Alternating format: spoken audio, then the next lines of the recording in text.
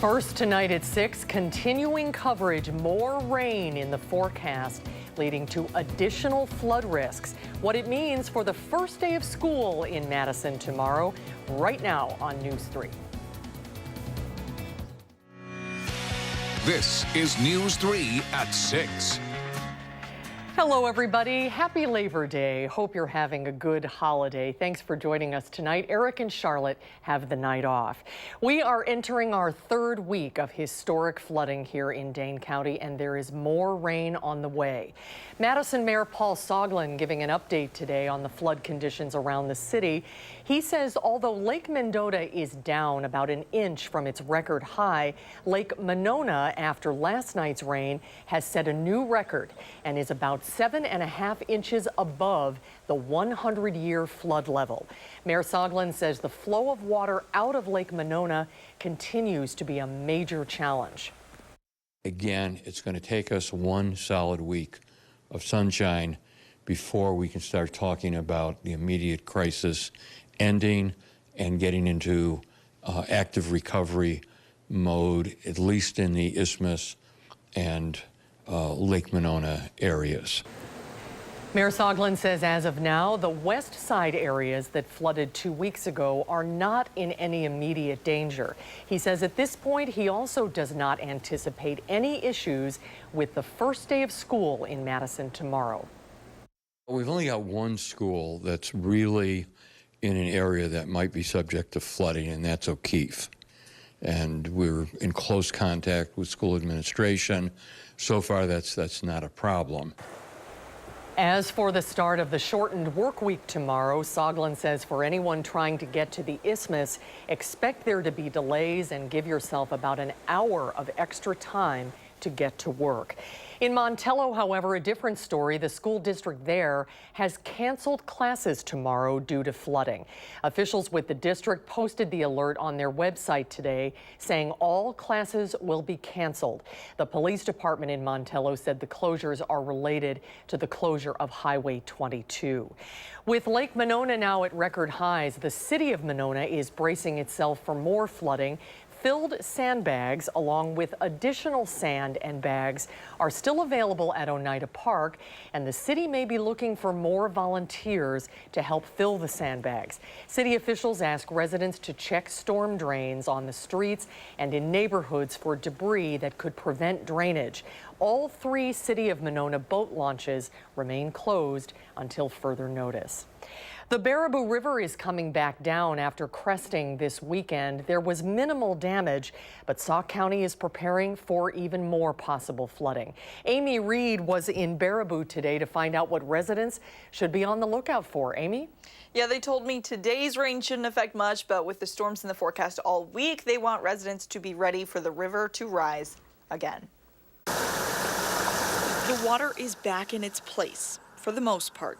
But worn down grass, rocky gutters, and squishy, muddy paths leave a pretty clear roadmap of where it's been. Push the fence post out. Yeah, there's another one down over there and there. David and Diane and their dog Sadie paused their errands to take a walk by the river. Walking is what they're brave enough to do. I don't think anybody want to be canoeing or kayaking right now. Sauk County said Baraboo made it through the weekend with minimal damage. Even some of the homes near the river said the worst they're dealing with is the mud.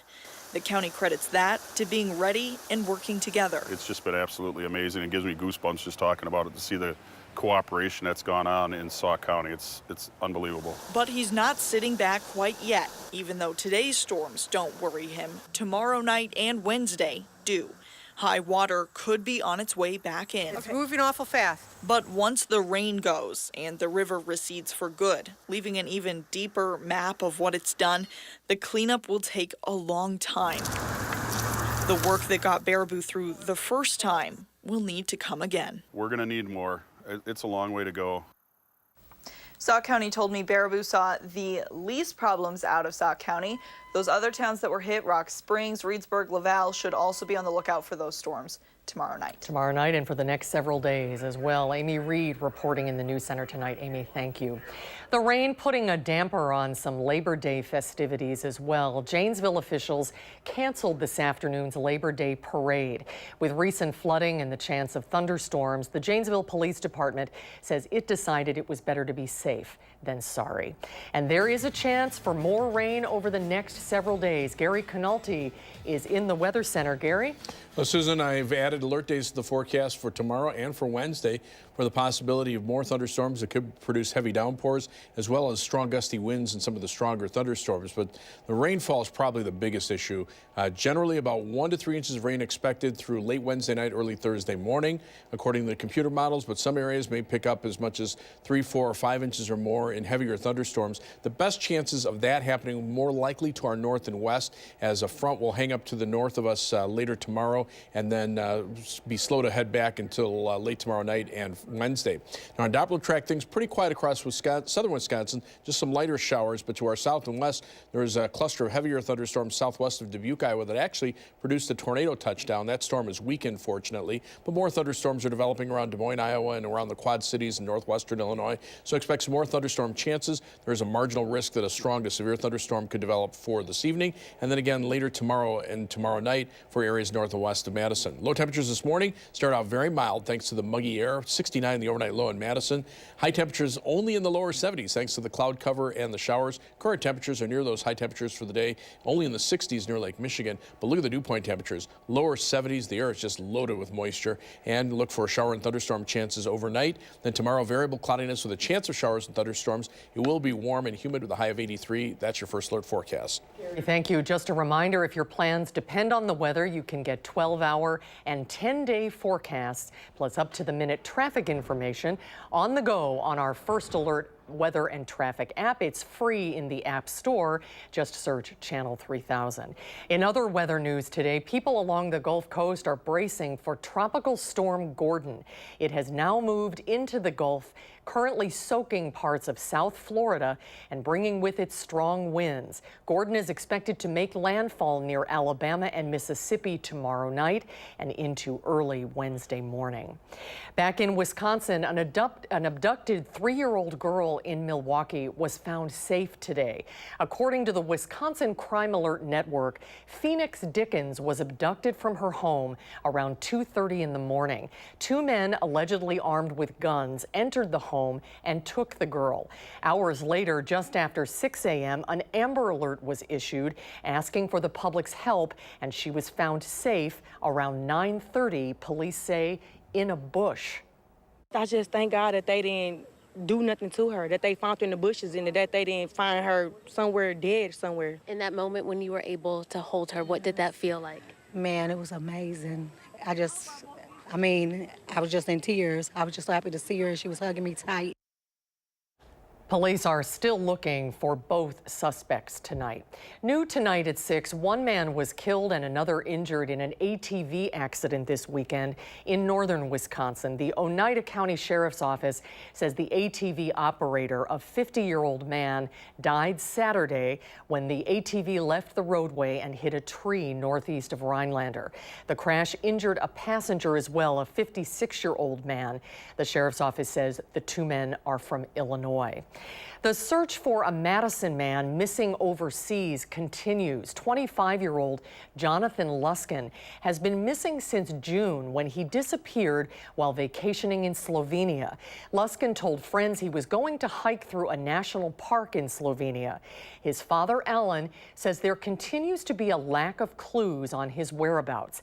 Alan has been trying to track his son using Jonathan's searches on social media as well as maps that he downloaded. Police in Slovenia say they are still actively investigating. Still to come tonight at 6, the city of Madison considers adding a wheel tax. And getting ready for a big day tomorrow. We'll take time to talk about the first day of school next at 6.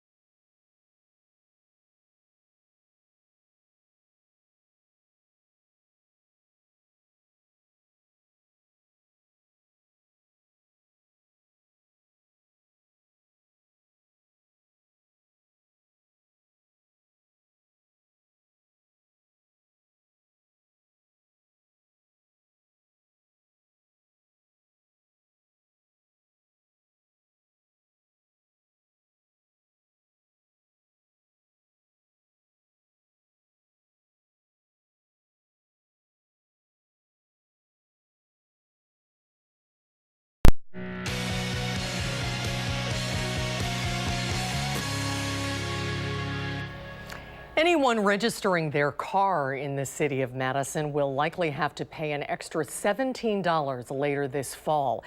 The Common Council is expected to approve a wheel tax at its meeting tomorrow. It would go into effect in October. The fees would go directly toward the cost of road improvements and repairs around the city. This is in addition to the $28 annual fee in Dane County and $75 the state charges for vehicle registration each year.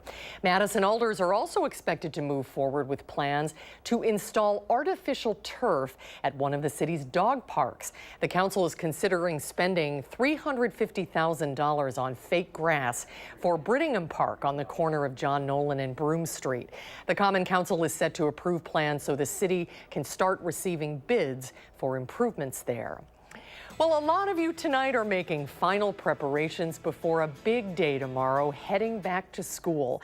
Along with stress over a new class, new teachers, grades, and extracurriculars, students and parents can have legitimate concerns about safety at school. SSM health therapist Britt Kuhlman says it's important to remind your kids that their teachers and principals are ready and prepared for an emergency if the unthinkable happens at their school. Allow the child to be the one to bring it up if they do have concerns or if they've been exposed to it. And then let them know about the things that are safety precautions that you're taking at home, safety precautions that they're taking at school. Provide those kind of reassurances of here's some things that we know happen for safety at your school. For some children, there is stress associated with even practicing a lockdown, let alone being part of one. Kuhlman will offer more advice on having conversations with your family on the issue of school safety coming up tonight on News 3 at 10. And if you're looking for more resources to help you take time to talk with your kids about anxiety, stress, or self-esteem going into the new school year, check out our Time for Kids page at channel3000.com. You can find an extended Facebook Live chat with mental health experts on the big back-to-school challenges. That's channel3000.com. Still to come tonight at 6, the Brewers kicking off a big series against the Chicago Cubs today. A thriller in Milwaukee.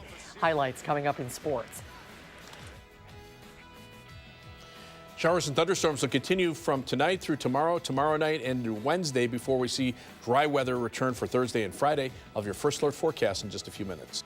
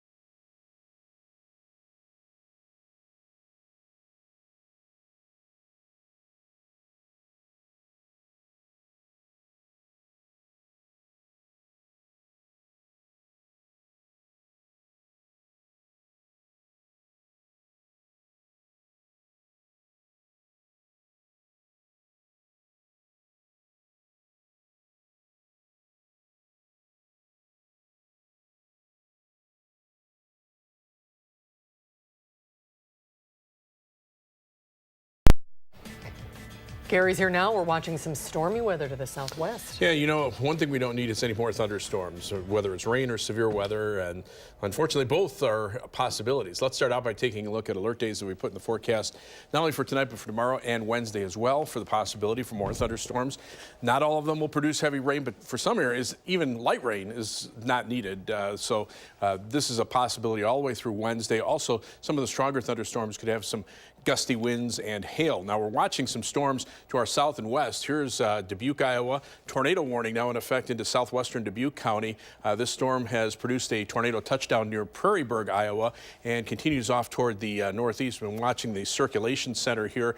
That's about where the tornado is. One tornado also touched down just northwest of Central City earlier from the same thunderstorm cell. Now, if we track that storm, notice it is moving in an east-northeasterly direction, and that would take it perhaps just south of Grant County, but it could be a close call. The other problem is additional heavy rainfall, and if you look at the 5-day precipitation estimate, and that includes what's happened the last couple of days, 3 to 9 inches or more of rainfall from southwestern Wisconsin through much of northern Illinois and eastern Iowa. That's in addition to the very similar or even heavier amounts that fell north of Madison up toward the Dells and La Crosse just a few days before that. So any additional rainfall in any part of the Midwest is not welcome news. These thunderstorms over eastern Iowa now starting to organize a little bit more. The Storm Prediction Center has just come out with a tornado watch until 10 p.m. for parts of eastern Iowa. It does not include southwestern Wisconsin, but it does include areas west of the Mississippi River. Marginal risk of severe thunderstorms continues into tonight for southern Wisconsin for an isolated strong to severe thunderstorm. And then later tomorrow night,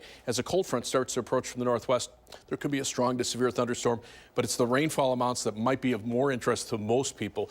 Generally about 1 to 3 inches of rain over the next couple of days. This is through 1:30 a.m. Thursday morning, but heavier amounts for 4, 5, or 6 inches, not out of the question. The best chances for the heavier amounts appear to be north and west of Madison, where a warm front will get stuck across northern Wisconsin tomorrow, providing the focus for the heavier rain during the day into tomorrow night before it starts heading back southward again on Wednesday.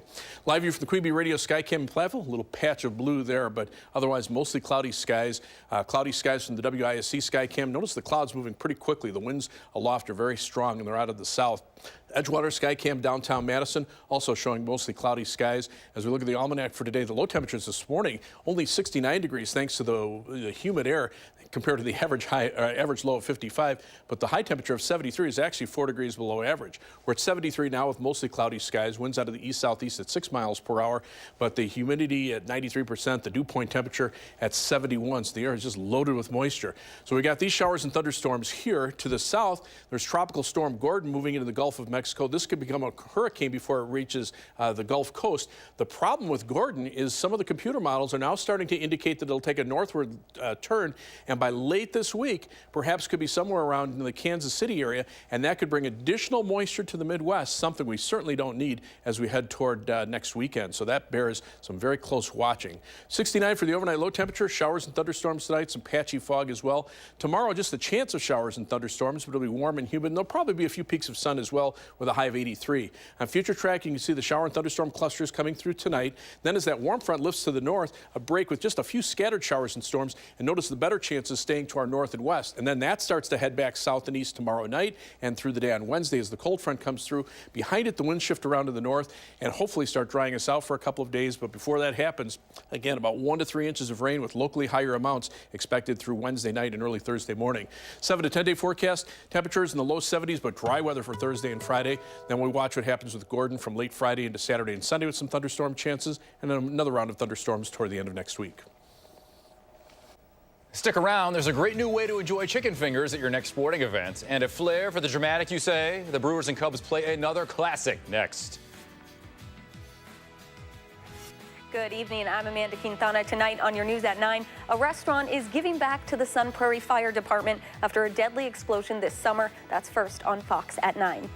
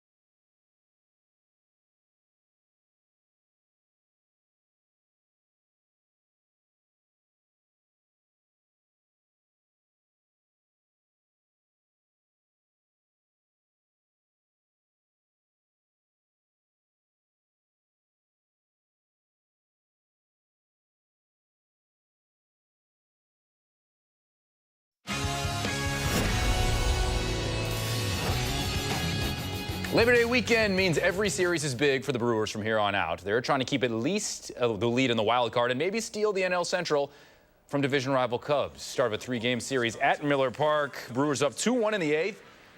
Not for long. Anthony Rizzo with some 2-out production takes Josh Hader out. 24th of the year, 3-2 Cubs. Loaded in the bottom of the 8th. Carl Edwards walks Mike Moustakas on 4 pitches. We are all tied at 3 apiece. Bottom 9th. They are loaded again. Christian Yelich making a run at the MVP. Smokes one to third. Chris Bryant tries for the 5-3 double play. Yelich beats it. Brewers win 4-3. It's their 10th walk-off win of the season. Every week we talk about how the Wisconsin defense delivers, because every week the Wisconsin defense delivers. 0 touchdowns, 2 red zone turnovers in the season opening win against Western Kentucky. There are 7 new starters on D, but no matter who plays where, the Badgers' defensive scheme is like an Etch-a-Sketch. You have to shake it back to a blank screen and do it all over again. It'll be another challenge, another opportunity for us as a unit. I think we'll get more chances on the ball, hopefully this week, which is always fun for us. We embrace that, we accept it, we love it. So looking forward to it this weekend, and I'm thinking that they're going to try to challenge us in the air, so we'll have some opportunities. Wisconsin quarterback Alex Hornibrook and running back Jonathan Taylor weren't alive during Metallica's prime, but they're still doing their thing, rocking out of the Kohl Center last night. Hornibrook and Taylor converted fans now. Camp Randall gets pretty loud on game days, but, well, a band like Metallica is a different animal. Metallica might be the loudest thing that I've ever been to. My ears were buzzing for like an hour afterwards, so it's pretty loud, and we scored a touchdown too, though. We've never been to a rock concert. I've been to a couple country. He's been to a couple, but it was different. We liked it a lot. It was fun. There's an old saying that if you have 2 quarterbacks, you really have none. But there aren't any sayings about having too many receivers. The Packers enter the week with 8 on the 53-man roster. Former Whitewater star Jake Kumaro made the team, but he was put on injured reserve and won't be eligible to return until after week 8. But there's more where that came from, including veteran Randall Cobb, who's more than happy to have a surplus at his position. I think that just goes to show the depth that we have and the competition that we had this offseason and through the preseason. I think the competition was great, and we all drove each other to another level, and you see it topped out pretty nice. I want to go to the U.S. Open at some point, and when I do, I'll get concessions. And whether it's chicken strips or fingers, that's not really the issue, because this woman, watch, takes the chicken and into the soda. Come on. I mean, she acts like it's no big deal. The kids are there. Madison Keys won, is going to the quarterfinals, blah, blah. But I don't know if she's onto something. My thing, people have called me weird because I put ketchup on my fries, and I don't dip the fries, but a nice soggy chicken strip in soda. Am I crazy, or does that look pretty good? It looks pretty I thought I knew you, Susan. You look crazy. We need to get to weather here because we have some serious weather to our south and west. Tornado warning now in effect into parts of Dubuque County. That storm getting closer to southern Wisconsin. Also a severe thunderstorm warning just to the southwest of Grant County. So we're watching those storms as they head in from the south and west. The forecast track over the next 3 hours, according to future Doppler track, could take those storms into southwestern Wisconsin. So keep a weather eye to the sky. All right. Thank you, Gary. Thanks for watching, everybody. Have a good night. Hope to see you back here for News 3 at 10. Download the new Channel 3000 app and get alerted on your mobile device the minute news breaks. Wherever you go, be the first to know with Channel 3000.